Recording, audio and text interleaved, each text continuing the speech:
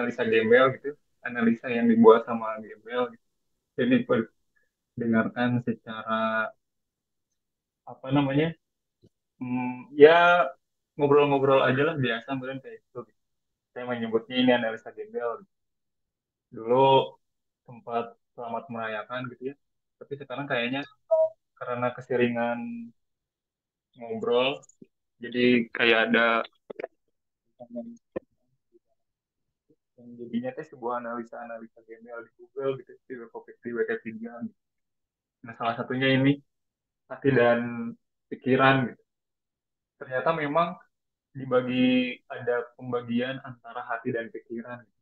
Bagaimana di dulu latar belakangnya, ya ini analisa gembel gitu. Ya.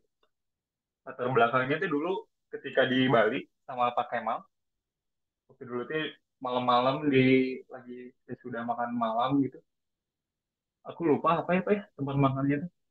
Di situ aku bertanya sama Pak Kemal, Pak, ternyata memang Kominfo itu tidak ada yang ribut ya. Iya memang, Ya. tapi kita harus tetap memberikan servis yang terbaik. Nah itu saya menggarisbawahi bahwa kata yang selanjutnya itu adalah kata yang hadir atau kata yang bukan dari pikiran, gitu. Kata yang dari kata. Gitu. Oh sudah ada yang ngasih jempol, terima kasih. Terus terus Jempol yang kamu keluar selanjutnya itu. apa? Itu jempol kamu keluar. Oke. Oh iya gitu.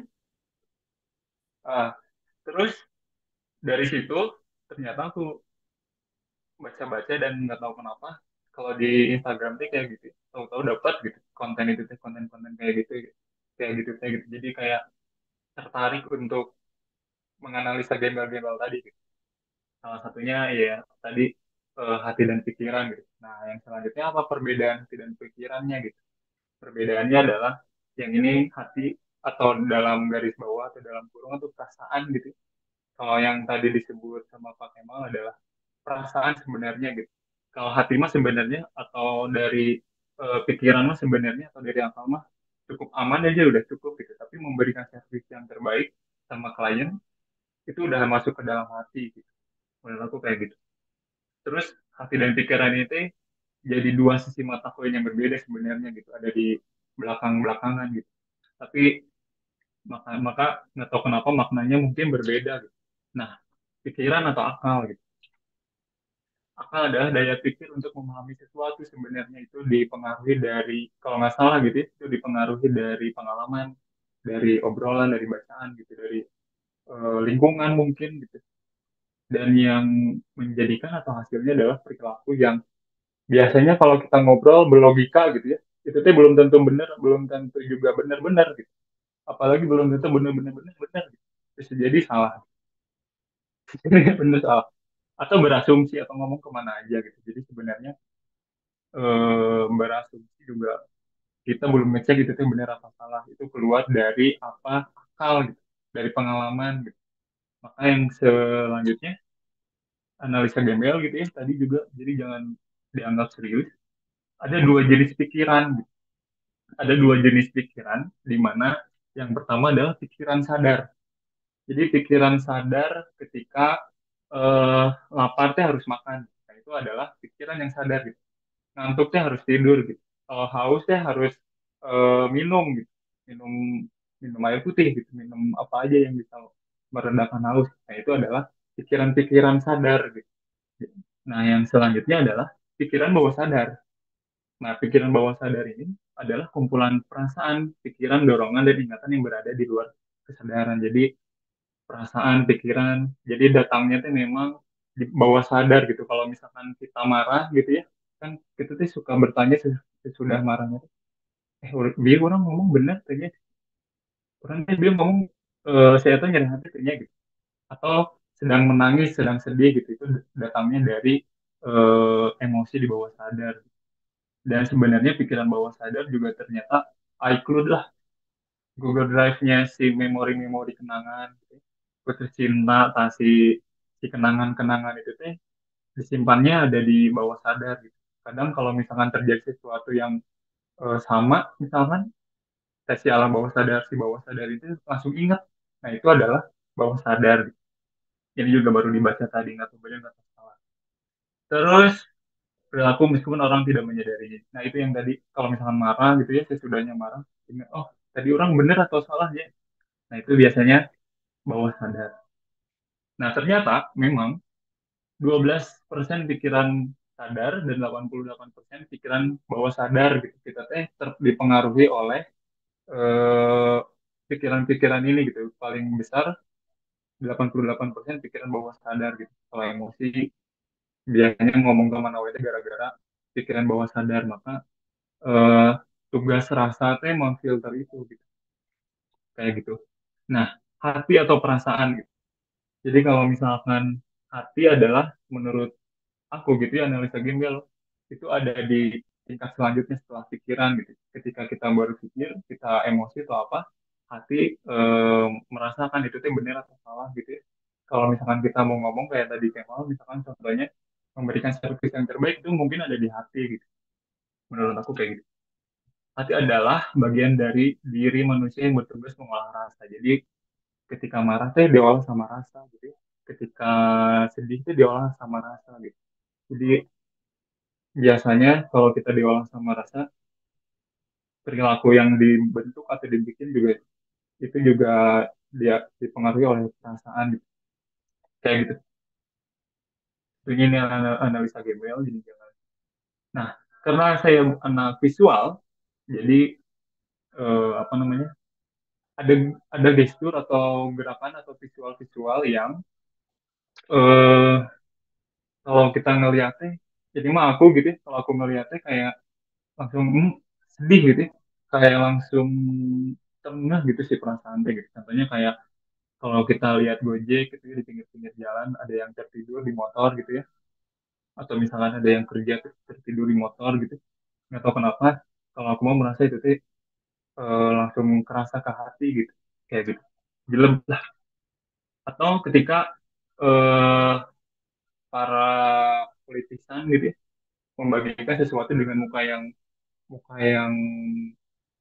tidak gimana ya, tidak humanis gitu ya, padahal kan humanis, huma tuh manisnya tuh manis gitu, kayak gitu.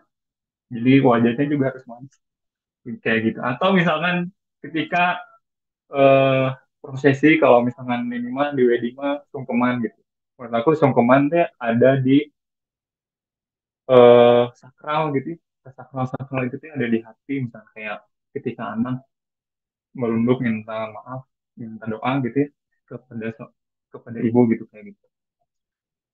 Nah, apa yang disampaikan oleh akal akan sampai pada akal gitu. Begitu pun yang disampaikan oleh hati akan sampai hati juga gitu.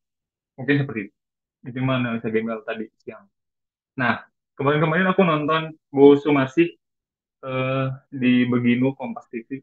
Ada dua part gitu ya, udah dua-duanya ditonton. Terus dia menceritakan gerakan Kamisan yang hari ini, Kamis ini tuh nggak tahu 800 berapa gitu, ya, nggak tahu 400 atau 800. Tapi latar belakangnya adalah, kalau dari podcastnya, ibunya menceritakan bahwa gerakan yang dibangun itu adalah bentuk kecintaan pada anaknya gitu. Bentuk merawat reformasi yang dibentuk Wawan gitu. Jadi memang kalau menggarisbawahi gerakan yang dibentuk oleh hati gitu ya, itu tuh akan panjang gitu.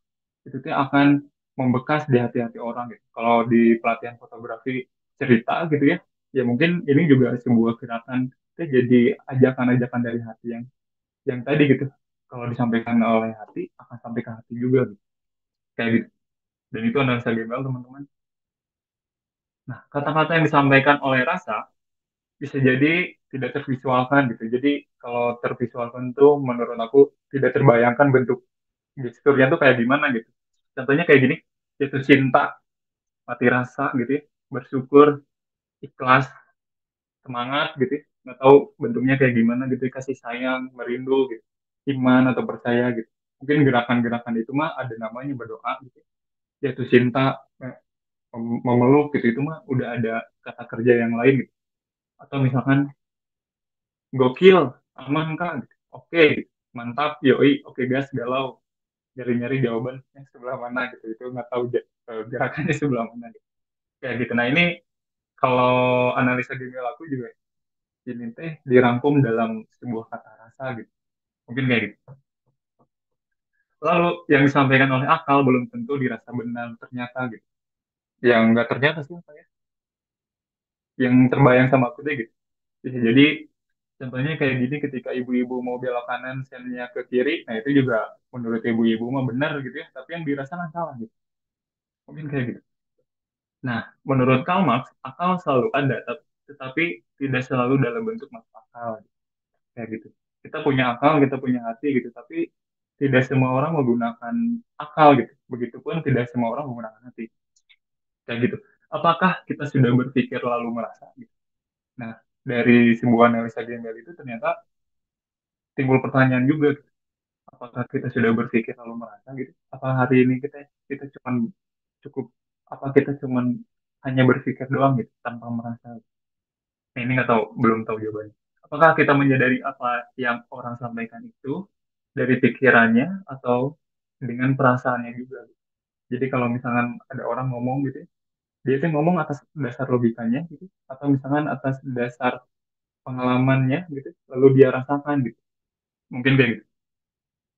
Perlu contohnya, ini contohnya mungkin kemarin debat itu juga kita bisa lihat apakah mereka tuh ngomong atas dasar logikanya gitu, apakah mereka tahu atas dasar perasaan pada rakyat gitu, mungkin ya gitu. Siapa, nah ini kesimpulannya adalah siapa yang ingin tenang hendaklah dia mengeluarkan penilaian makhluk dari hatinya, niscaya dia akan tenang, menurut Ibrahim bin Adham. Jadi memang kalau kita menilai sesuatu lewat hati gitu ya, mungkin tidak akan ada pikiran-pikiran lain gitu, kayak gitu, tidak akan overthinking gitu. Jadi memang kemarin kalau kata Ica mah Virgo dan apa inisiatif Pak. Jadi memang equip, udah on board gitu sih apa pikiran kemana-mana teh gitu. Jadi marilah kalau aku gitu ya, kalau aku sendiri mah marilah kita berpikir gitu ya, menggunakan hati juga supaya tidak overthinking. Mungkin kata aku mah kayak gitu. Dari aku gitu aja. Terima kasih.